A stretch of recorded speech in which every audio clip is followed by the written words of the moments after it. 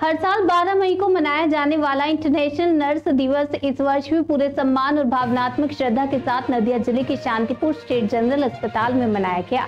ये दिवस आधुनिक नर्सिंग की जननी मानी जाने वाली फ्लोरेंस नाइटिंगेल के जन्म दिवस के उपलक्ष्य में मनाया जाता है, जिनका जन्म 12 मई 1820 को हुआ था।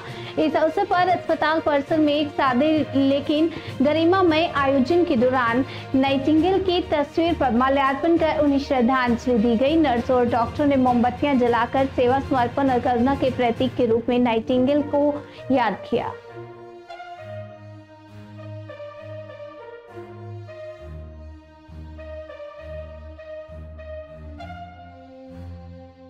इंटरनेशनल नार्सेस डे आज के 12 मई आज फ्लोरेंस नाइटिंगेल तार जन्मदिन उपलक्षे सारा पृथ्वी जुड़े 1974 साले जो इंटरनेशनल नार्सिंग काउंसिल आछे तारा এই দিনটিতে হচ্ছে নার্সেস ডে হিসেবে পালন করা হয়। এই বছরের থিম হচ্ছে আমাদের নার্স আমাদের ভবিষ্যৎ। নার্সিং অর্থনীতি যদি সুদৃঢ় করা যায় তাহলে আমাদের ভবিষ্যৎটাও সুদৃঢ় হবে। তো সেই উপলক্ষে আজকে আমাদের শান্তিপুর স্টেট জেনারেল হসপিটালের তরফ থেকে সিস্টাররা ছোট্ট একটু আয়োজন করেছিল। আপনারা আমাদের এখানে এসেছেন তার জন্য আমি কৃতজ্ঞ। এই উপলক্ষে আমি আমার সিস্টার দিদি এবং অন্যান্য সিস্টার বোনেরা যারা আছে এবং এখন বলতে হবে সিস্টার ভাইয়েরাও, আপনারা জানেন এখন এই প্রফেশনে মেল নার্সেসও আমাদের ওয়েস্ট বেঙ্গল গভর্নমেন্ট চালু করেছেন এবং তারা বিভিন্ন হসপিটালে পোস্টেড।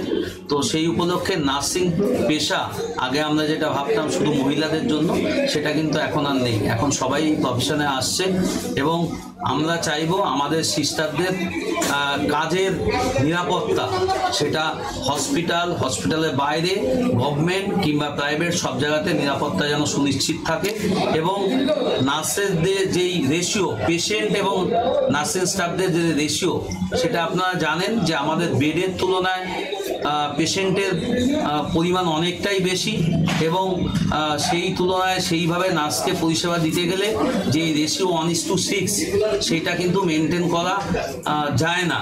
তবু আমাদের রাজ্য সরকার আপনারা জানেন যে ডক্টরের সাথে সাথে অন্যান্য ডিপার্টমেন্টে যদি নিয়োগ নাও হয়ে থাকে অন্তত এই একটা ডিপার্টমেন্টে আমাদের হেলথ ডিপার্টমেন্টের নার্সেস নিয়োগটা কিন্তু রেগুলার ভিত্তিতে হচ্ছে।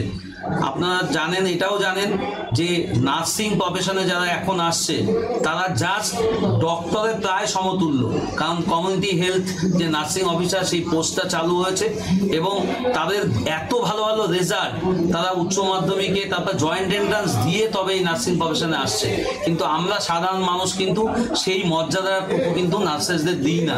বিভিন্ন সময় হলে একমাত্র প্রফেশন যেখানে হচ্ছে নার্সটা কিন্তু পালিয়ে যেতে পারে না, হসপিটালে একটা ঝামেলা হলে তারা যেহেতু একদম টাইমলি মেনটেন করে, একমাত্র প্রফেশন যেখানে হচ্ছে হ্যান্ড ওভার টেকেন ওভার হয় এবং সেখানে কিন্তু তারা টাইমলি ডিউটিতে আসেন এবং তারা কিন্তু যখন ঝামেলা হয় তারা কিন্তু একটা নির্দিষ্ট ড্রেস পরে কিন্তু সবসময় নার্সিং প্রফেশনে কাজ করতে হয়, যার ফলে কোনো ঝামেলা হলে আমরা ডাক্তার স্টেথোস্কোপটা গলা থেকে নামিয়ে পকেটে নিয়ে ভিড়ের মধ্যে মিশে যেতে পারবো, কিন্তু সিস্টাররা কিন্তু পারবে না।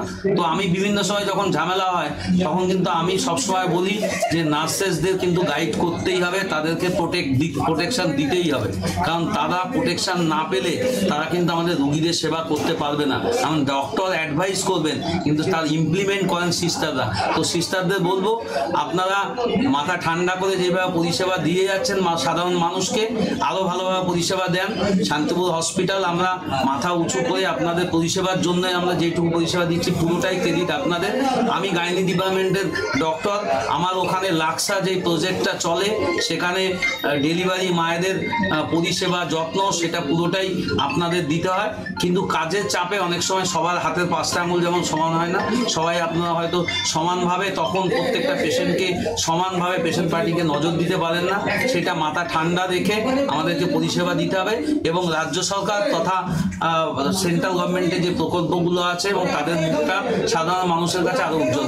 স্যার চিকিৎসক হিসাবে আজকে কি কোনো বার্তা দেবেন? না, চিকিৎসক হিসাবে বলবো যে সাধারণ মানুষকে বলবো যে কোনো একটা পেশেন্ট ভালো হলে যেমন হচ্ছে ডক্টরকে ক্রেডিট দেন, তার সাথে নার্সেসদেরও ক্রেডিট দিন, এবং ওই যে আমার হসপিটালে যে জিডিএ ভাইটা যিনি সুইপার, যিনি হসপিটালের অক্লান্ত পরিশ্রম করছে, অর্থাৎ শুধু উপরের লেভেলের লোককে আপনারা ক্রেডিট দেবেন না, তাদের সাথে সাথে নার্সেসদেরও ক্রেডিট দিন।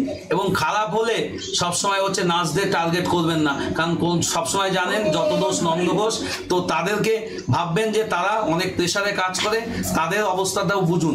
সেই জন্য আমি সবসময় সাধারণ মানুষকে বলি যে যারা এমার্জেন্সি প্রফেশনে আছে তাদেরকে সবসময় অন্য নজরে দেখুন।